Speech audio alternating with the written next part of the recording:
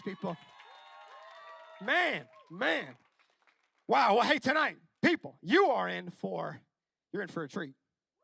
You know what I'm saying? You're in for a treat. We haven't done one of these, I don't think at all, since I've been here. We're going to be doing a little Q&A panel about some dating or some relationships. Can you guys say, ooh? That was awkward. I don't know why I said that, but hey, I'm excited for tonight. I'm very excited. We're going to be having a few leaders up here. Some of your squad leaders that we're going to be asking some questions about dating and relationships. Anywhere from our leaders who are single currently to leaders who have been married just a year or two to leaders who've been married a few years. Hey, I'm excited.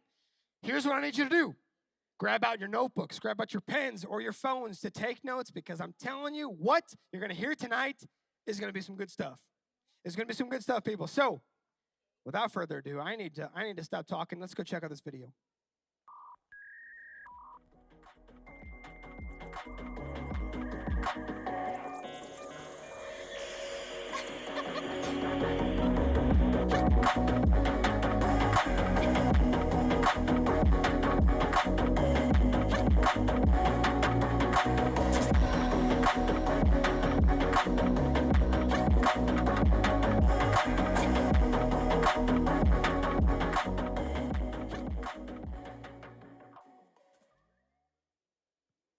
Come on, people. Are you excited for tonight?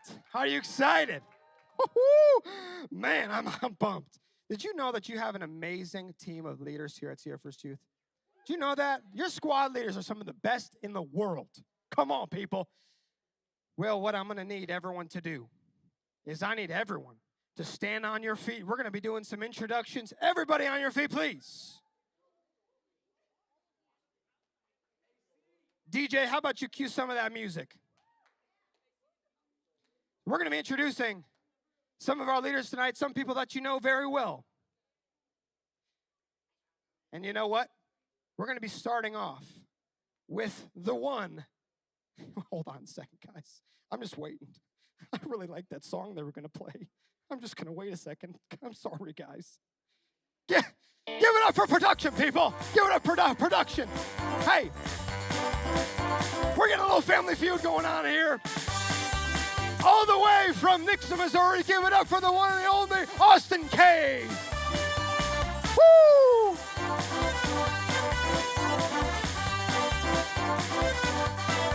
Next up, all the way from Mankato something, Minnesota, Addie Kelly, everybody. I know. Next up, everybody.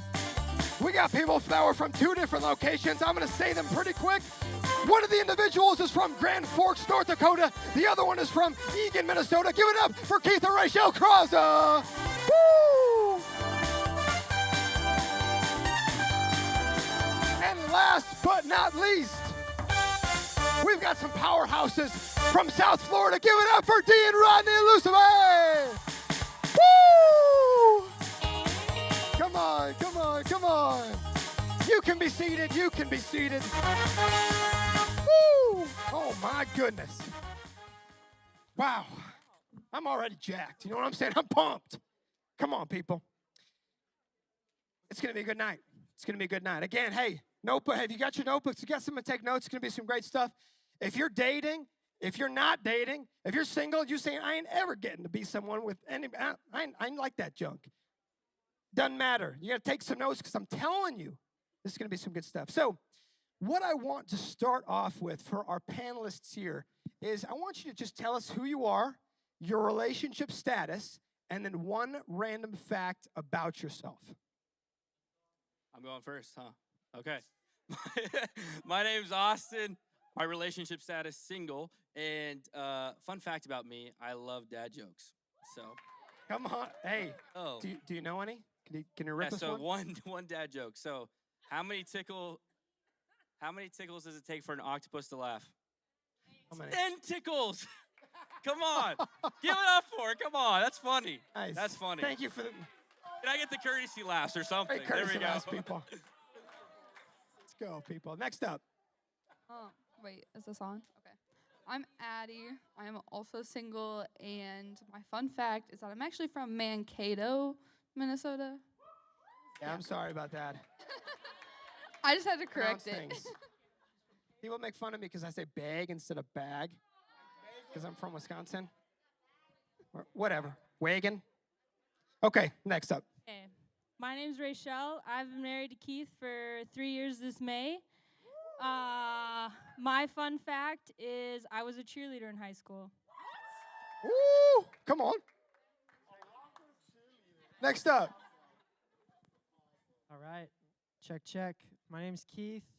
I've been married to Rachel 3 years this May. Fun fact about me, I am in the Iowa Army National Guard. Come on. I am D or Desalange. Desalange. I'm married to Rodney. We'll be married 5 years in May. Fun fact about me is I actually played in the band in 9th grade, and I played the trombone. What? Are you kidding me? That's awesome. We got to have a trombone player for worship. How many of you'd like to see a trombone player for worship? Now we know who to ask. That ain't happening. Next up. Who do we got? Hello? Oh. Hi, my name is Rodney. I'm married to Dee. Fun fact, I actually speak French fluently. Wow. Come on. Well, hey, I'm just telling you from the 3 months of experience I've had, not much time with your squad leaders, I'm telling you, Kelly and I absolutely love these people. And not just the people on stage, but also the leaders that are sitting in these chairs here. Telling you, the best team we could ever ask for, that we could ever have. And I'm just so grateful for them. And so, hey, if you're new with us, we are on our second week of a series called Asking for a Friend.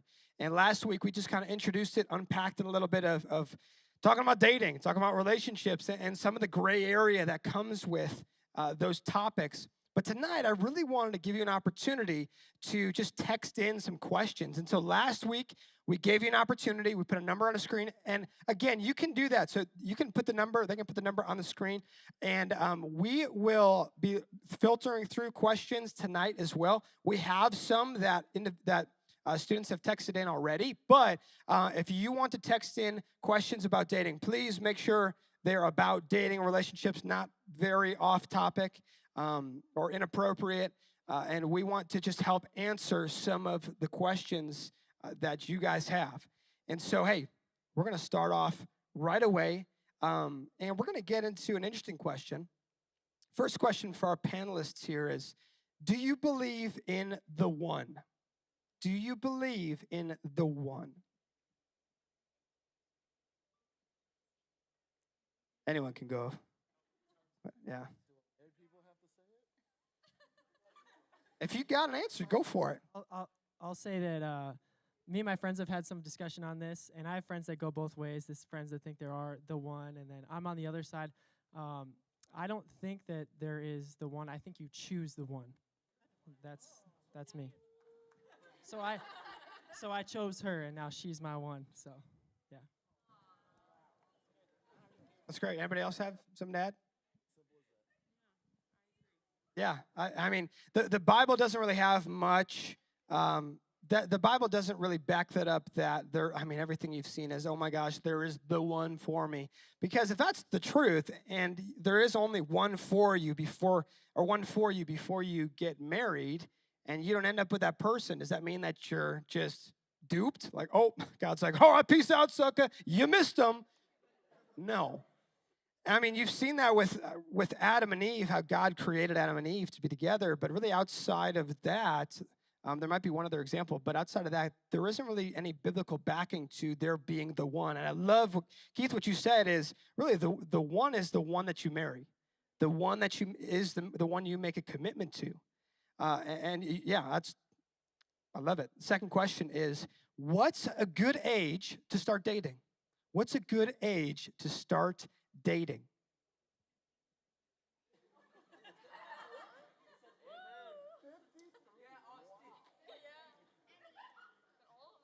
All right, I guess I can go with this one, even though I'm single, so I don't know why I'm answering this one. But I will answer this question. No, I'd say it just kind of depends on where you guys are at spiritually. I feel like it's a heart issue, I guess, with that. So it's really what you guys are going through spiritually. If you feel like you're spiritually able to commit to someone else in a relationship, I would say that's just kind of on your guys' heart, your own heart. So if you feel like you're at that step, then I'd say go for it. If you guys feel like you're both mature in that way, but that's kind of on you guys. I would say while you're under your parents' household, the Bible does say to honor your mom and your father and your mother, which means whatever they dictate while you live under their roof goes. But once you're an adult, I would say that it has to do a lot with wisdom, and like Austin say, how your heart is, because the Bible does say that everything is good. Not everything that is good for you is beneficial for you, and so. And there's a season for everything. So, part of it is you have to be spirit led in how you're leading your life, and that includes dating. So if you're including God in every aspect of your life, that also would mean that you would surrender your dating life to Him. So that's just going. Everybody else? Yeah, that's awesome, Rodney. I love what you said. Really, there are some good things, but some things that might be good might not be from God. And last week, if you were here with us, that we talked about that a little bit, and I gave an example of just my life of how that was true. There were things in front of me that there were things in front of me that were good. There were no red flags about it, but God was calling me a different direction. And in terms of age of starting to date, I mean, in the Bible, there isn't necessarily a specific age where it tells you.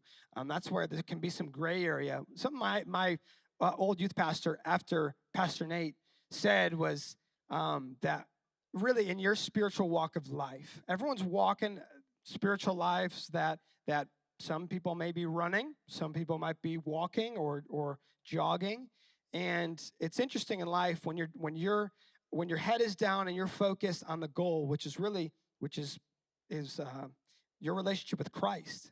When you're walking this line, when you're following Christ, you also should be looking up a little bit and to see who's around you. Who are the friends that are around me? Who are the people that are help building me up, encouraging me? And then you put your head back down and you keep pursuing God. And then every now and then you keep looking up again and seeing who's around you. And there are times when there will be people that were by you before that aren't by you anymore. There are people that come into your life that are gone next year, that are gone in a few months because, for one reason or another. But it's interesting because there might be an individual that you start getting feelings for, might be interested in. And I'd encourage you to be lifting your head up a little bit in your relationships with God at times, to look up and see, who can this individual be really, is this individual not at the same level as my spiritual life? Because really, the truth is that we're all jacked up. We're all messed up.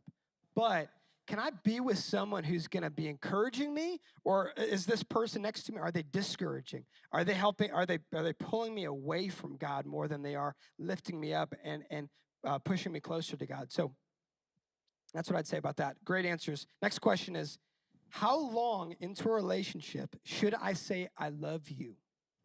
Oh, I can speak on this one. I actually didn't say I love you to anyone until Keith and I were about to get engaged. Because they were such deep words for me, and my parents are divorced, and so for me the words I love you held a lot of meaning to it. And so I wanted to share that with one person. If that's the one thing I gave my future husband that I've never given anything else, because if you've heard my testimony, I wanted to make that special, and it just happened to be Keith, and so I actually said it first. Woo! But I actually said it first to him, and it meant a lot for both of us. But I waited until we were about to be engaged, and I knew I was going to marry him.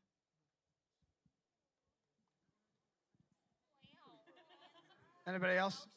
When should you say I love you in a relationship? See, I've known people that have just like said it right away. See, for Kelly and I, Similar with Keith and Rachelle there. I didn't say it until 9 months into the relationship. It was my first like actual relationship, and so I knew I wanted to take it seriously, and I knew that I didn't want to be that guy who's just like, oh my gosh, I love you after like the first date. Like, what the heck is that? So I took time, and we didn't really. I mean, we weren't. She didn't like not like me as much because I didn't say that, but it was at a point where I'm like, you know what? Hey, I truly could see us getting married in the future. I love this individual, and so great answer, Rachelle, as well. Next question: what boundaries should I put in place to stay pure for marriage?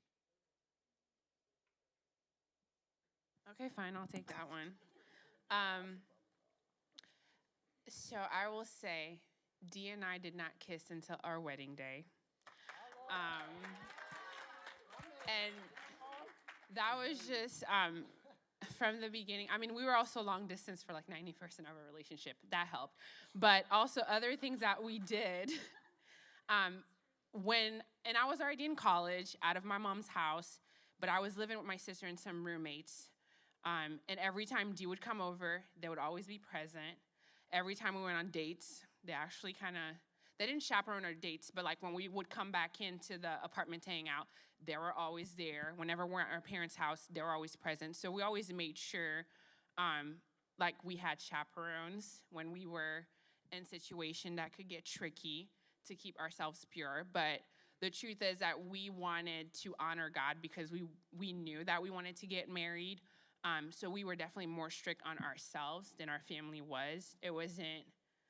We weren't trying to be holy and spiritual, guys. It was just, we talked about it. That was just something we felt convicted about, and that's what we did. The end. Yeah, it's awesome. Anyone else? Other boundaries you should be putting in place to stay pure for marriage? Ooh, boundaries are, this is such a good conversation. I would say before Rachelle and I even dated, I was that weird guy who was like, hey, so I wrote out like physical and emotional boundaries. I kind of want to go over them with you before we like date. But hey, it's what it is. I mean, you guys got to both be on the same page from the start, because if you're defining the line as you go, like you're always going to go further than probably you wish you would have. And so define it hard, define it fast right in the beginning. And I will say this too, if your friends are on the same page, so I had guys around me who were pursuing the Lord, and those friends around me would call me out like, hey bro, midnight curfew, what are you and Rachelle up to? You know, like stuff like that. So if your friends around you are really helpful, and then yeah, make those boundaries at the beginning and stick to them. Yeah, that's great. I love it. And that specifically, Kelly, I remember the conversation Kelly and I had when we first started dating. We were in a parking lot of Guitar Center, and we eaten dinner, went to Guitar Center and like looked at some of the music stuff, and we sat back or we went back in our car, and I just knew I had to have that conversation with her, but I was just nervous about it. I didn't know how like she'd respond. I didn't really know how I was gonna say it, and I just was clear about it. Hey, you know, we need to set boundaries in our relationship now while we start it, so that we don't, or that would help us just put that line into place. And so, where do you think we should put that line? And from that conversation, really just that grew into, like Keith said, when you define that, when you actually have a definitive line, it helps you, because then you know, hey, this is what's happening, and this is what I know is not going to help me, because if I do this, it's going to probably set me up for failure. And I mean, I'm telling you, if you're like, think about it in your own life. If you're dating someone and you're staying over at their house and it's 10 o'clock, 11 o'clock, and then you're like, you know, let's just watch a movie. Let's just watch a couple movies. And it ends up getting 2 or 3 a.m.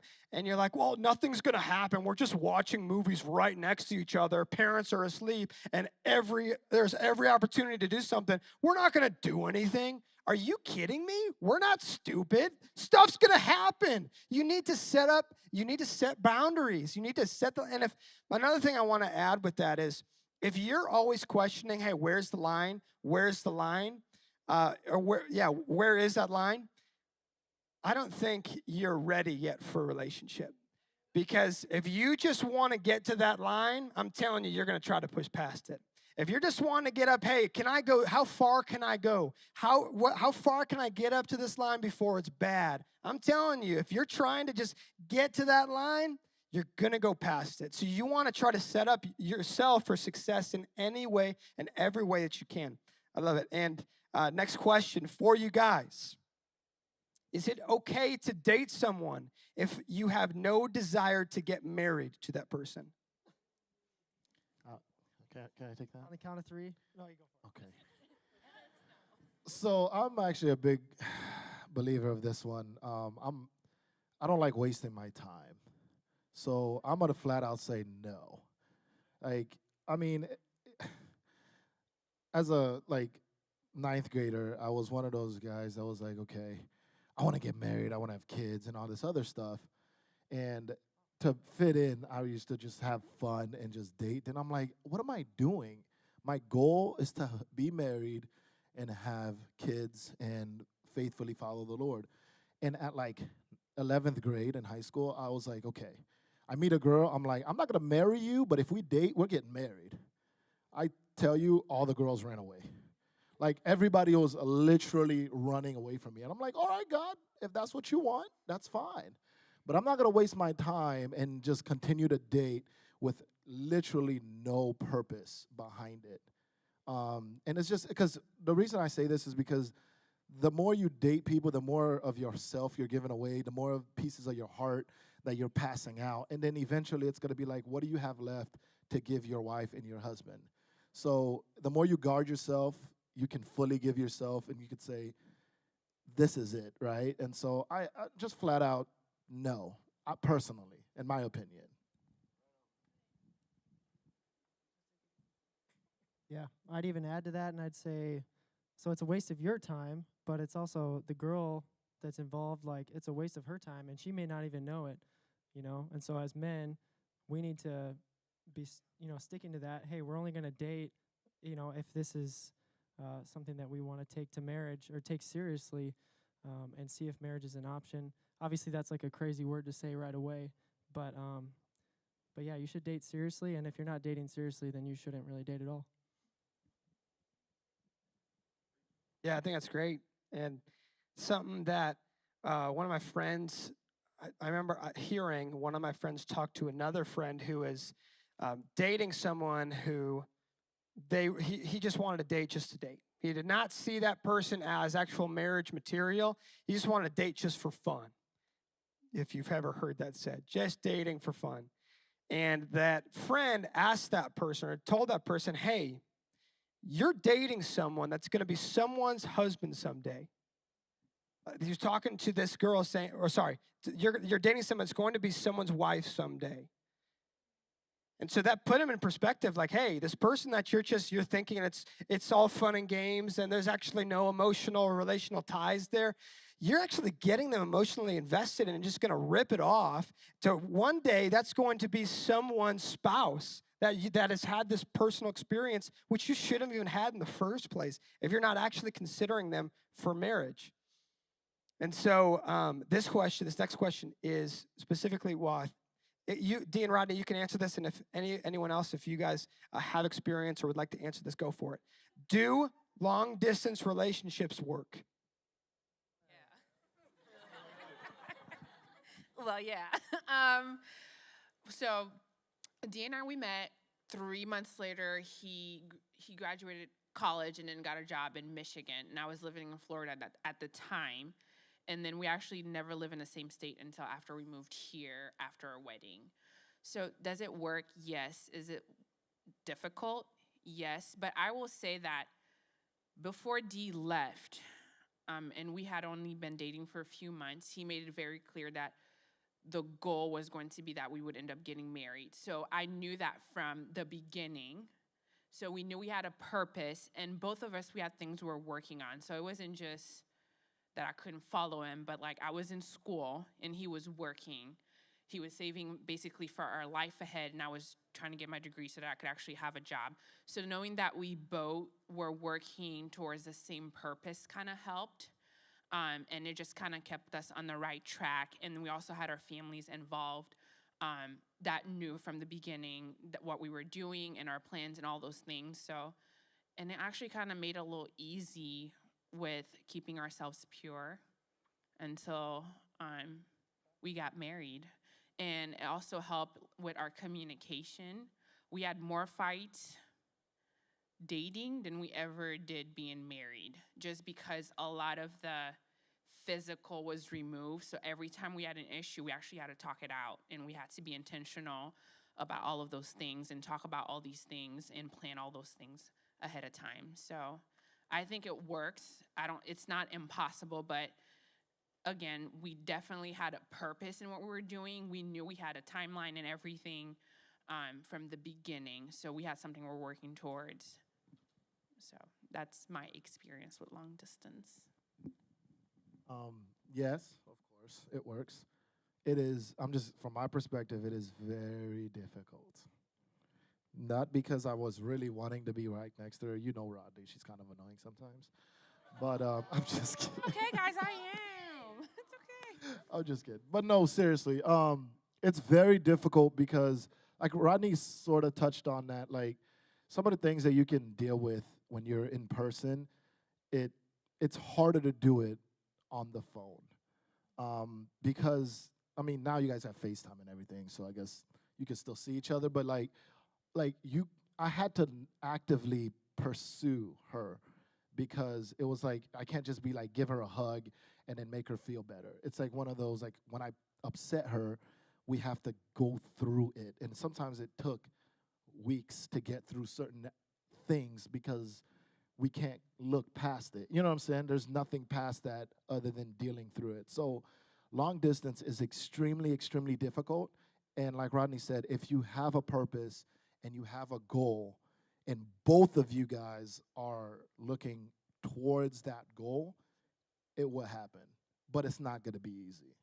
And that's it. I'd like to add, Keith and I did 8 months of distance after we were dating 9 months. He came actually to Cedar Rapids to do a co-op.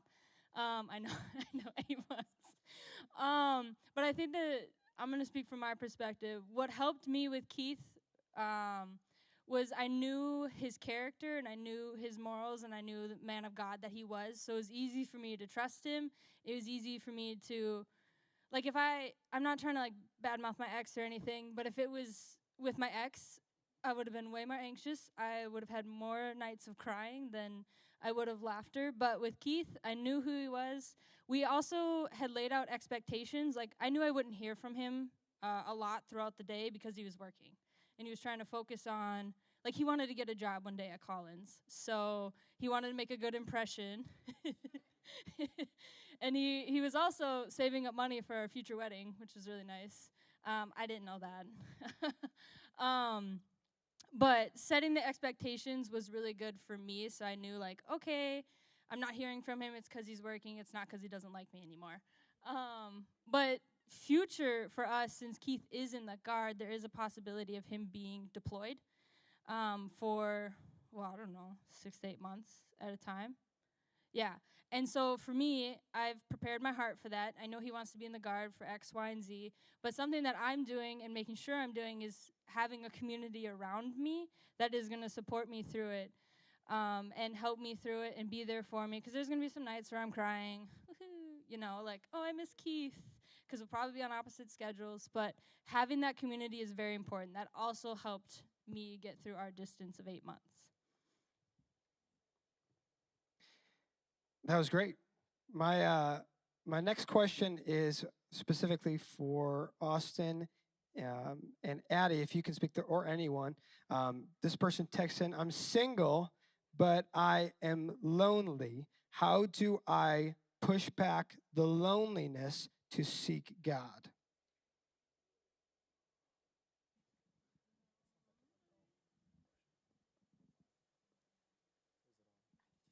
Oh, ooh, there it goes. Okay. For me, I personally, like, I don't have time for anyone or anything. And I think that's what's that's that's what's really good for me, is because I'm so busy doing stuff that I don't feel lonely. I spend half of my week either at the church or doing something with the campus ministry that I'm involved in, or I'm at work. I'm so involved with the people around me that are helping me grow in my faith that I'm single, but I don't even think about it because I'm more focused on having a good friendship with someone in faith, because I know what a relationship without faith is like, and you don't want to do that. Yeah, that's really good. I would say also, I just say get plugged in with community and stuff. That's what I do a lot of the time. It's like you're helping serve, like me serving here. I love it. It's an opportunity. I might not have that opportunity if I'm dating someone. That's taking away time. So like there's other opportunities that come up with your singleness. Like I'm able to do, like Addie was saying, you're able to do a lot more. Like I'm able to serve and help here, able to coach. Like I'm coaching like 5th, 6th grade basketball. And then I didn't know I was gonna have that opportunity, but I had that opportunity because I had time for it. And it's an opportunity to still serve. So for that person that says that you feel lonely, um, I would just say, you yeah, find people to be around. And the thing is, don't neglect the season of singleness because it's an opportunity God has you right now, and it's an opportunity for you to make a difference in that season of your life. Like there's opportunities for you. Just don't neglect them and don't pass them over just because you don't have a girlfriend or a boyfriend. I mean, do you have opportunities anywhere? So And I just want to add, I'm not single, but a relationship is being in a relationship is not an upgrade, and just because you're single doesn't mean you're incomplete. Like I feel like this world has this thing that being in relationships is way more glamorous than being single. You guys are just doing single wrong, because it is a great I literally can't drop this mic, but I'm just like, I'm done. because there's a season for everything. And if you guys miss out on like just being awesome in your singleness, you're going to be in a relationship and still not be content, because it is not about that other person. So enjoy it, guys. And just one more last thing. It's like, and I'm gonna just add on to that. Being single doesn't mean you're like, so being in a relationship doesn't mean you won't be lonely. You could be in a relationship and lonelier than you were in your single state if you're in the wrong relationship. So honestly, just adding on to everything that these guys have said, it's like when you're single and you enjoy God and you are only dedicated to the Lord. I have responsibilities to my wife and my child, and it's a lot different than what the things that the Lord can do through Austin. You know what I mean? And so, like, you can be alone but not lonely. You know what I mean? And it's like that kind of mindset as well, that you enjoy it and you focus on the positive sides of the singleness and not that loneliness. Yeah, I love that. That's great answers. Something that I think it was Pastor Nate told me was that people like to think that one broken person plus another broken person makes a whole person. That ain't correct, there, people. That's some wrong math Action. you're doing Do it right for- there. One broken person plus another broken person is some jacked up stuff. You know what I'm saying? That don't go together. See, but so if you're just trying to get into a relationship to fix your loneliness, that is not the right motive. And that's only going to pull from you, and not draw you closer to really what can fix that loneliness, which is Christ, which is that's the relationship, the only relationship that can complete you, not some other individual who's still broken. And so, hey, can we just give it up for all of our panelists, our leaders? Come on. Give it up for them. Guys, you can head back to your seats. Thank you so much. Thank you so much. Man. Well, hey, we have some awesome leaders. You can leave them there. You guys can go. Hey, we've talked about a lot of stuff tonight. And for some of you, you might be in a relationship. You might be in a relationship that you've had for a few years. You might be single and not interested, or you might be thinking about it. But I'd encourage you, whatever it is, wherever walk of life you're going through right now, I ask that you would first seek God. I ask that you first seek your relationship with God above anything else, because the Bible says when you seek first his kingdom and when you seek first this relationship, then everything this way will work out. And if you're lonely and you're wondering, you know what, let me just get into a relationship because that's the only thing that will help, that's not helping. If this is messed up for you, you need to be looking up at your Heavenly Father, the one who really can fix and complete you, and not just someone or something that's going to come, whether it's temporary or whether it's someone you think is going to fulfill your life. So hey, we've been talking a lot. I'm excited I'm glad that we've had our leaders speak